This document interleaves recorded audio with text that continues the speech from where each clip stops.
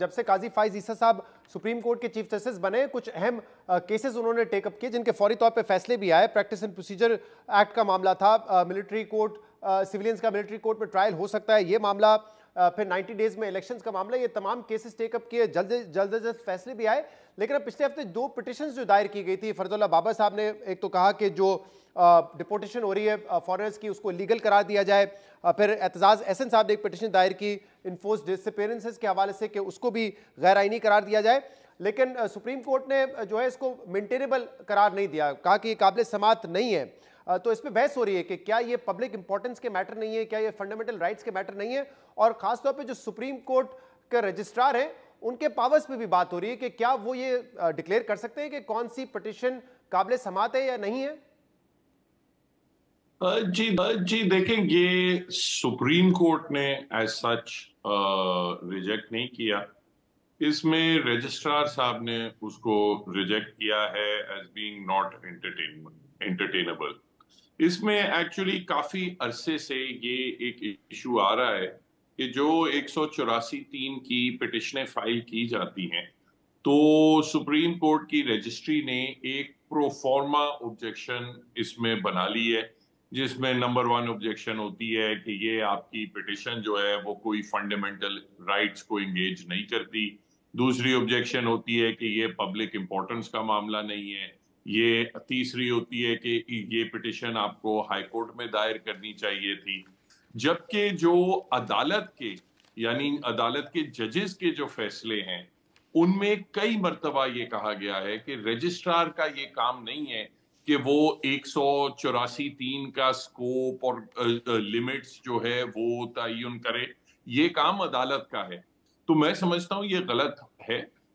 اس کے آپ نے ان پٹیشنوں کا ذکر پچھلے دنوں ایک پٹیشن میں نے بھی فائل کی تھی on behalf of some members of the Sindh bar council, جو آفیشل سیکرٹس ایکٹ میں جو ترامیم کی گئی تھیں اور جو آرمی ایکٹ میں ترامیم کی گئی تھیں، جس میں یہ ایشو تھا کہ پریزیڈنٹ صاحب نے اس پہ اپنی رضامندی ظاہر کی ہے یا نہیں کی، ان کی اسینٹ ہے.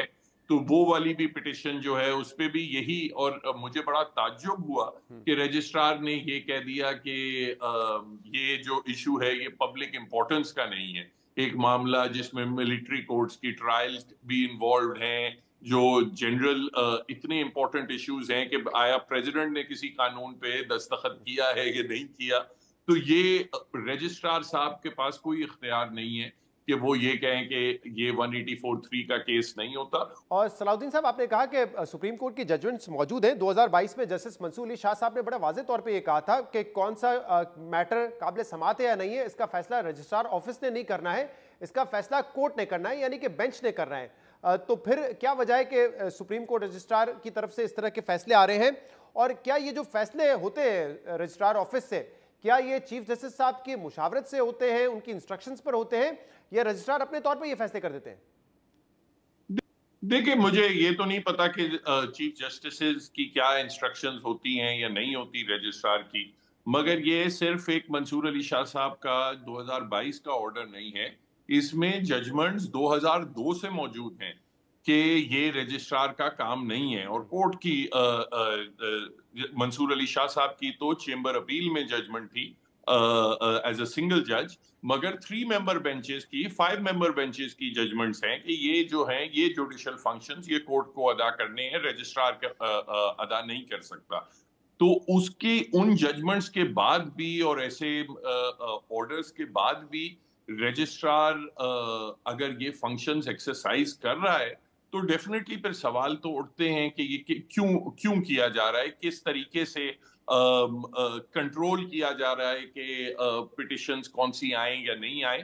تو اس میں اشد ضرورت ہے کہ سپریم کورٹ کلیئرلی رجسٹرار کے لیے انسٹرکشنز دے کہ آپ کا کیا کام ہے اور کیا کام نہیں ہے. یہ مینٹینیبلٹی کے جو ایشوز ہیں یہ آپ کے ڈومین میں نہیں آتے، ان پہ برائے کرم آپ اس پہ پٹیشنز آپ نہیں ریجیکٹ کر سکتے.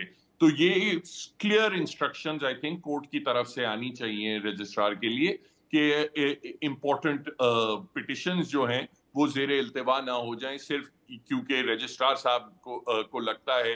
رجسٹرار صاحب کا کوئی جوڈیشل آفس تو ہے نہیں. ضروری یہ بھی نہیں ہے کہ رجسٹرار یا ڈیپیوٹی رجسٹرار جو فنکشنز ایکسرسائز کر رہا ہے یہ بھی ضروری نہیں ہے کہ ان کے پاس LLB ڈگری بھی ہو. تو پھر اس صورت میں بڑا عجیب لگتا ہے جب یہ جوڈیشل فائنڈنگز رجسٹرار صاحب کی طرف. طلال الدین صاحب، آپ کو لگتا ہے چیف جسٹس کی طرف سے انسٹرکشنز آنا اس لیے بھی ضروری ہے کیونکہ ماضی میں جسٹس قاضی فائز عیسیٰ سپریم کورٹ کے جو سابق رجسٹرار تھے ان کے وکٹم بھی رہے. ان کے بینچ نے ایک فیصلہ دیا، قاضی فائز عیسیٰ صاحب کے بینچ نے ایک فیصلہ دیا اور نوٹیفیکیشن آ گیا سپریم کورٹ کے رجسٹرار کا اس فیصلے کو اوور ٹرن کرنے کے لیے. پھر ایسا بھی ہم نے دیکھا کہ قاضی فائز عیسیٰ صاحب کے کچھ فیصلے تھے جو کہ اپلوڈ نہیں کیے جاتے تھے. تو اب یہ واضح انسٹرکشنز آنی چاہیے کہ یہ بینچ کا کام ہے، کورٹ کا کام ہے، نہ کہ سپریم کورٹ رجسٹرار آفس کا کام ہے کہ وہ فیصلہ کرے مینٹینیبلٹی پر. جی میں سمجھتا ہوں یہ ضروری ہے کہ جو سپریم کورٹ کا آفس ہے اس کی جو ورکنگ ہے اس کو ریگولیٹ کرنے کی اشد ضرورت ہے. بہت ایشوز ابھی بھی پیش آتے ہیں اور ان میں ذرا وہاں آفس میں کلیئر انسٹرکشنز کی ضرورت ہے کہ کیا آفس کے کیا اختیارات ہیں اور کیا نہیں ہیں.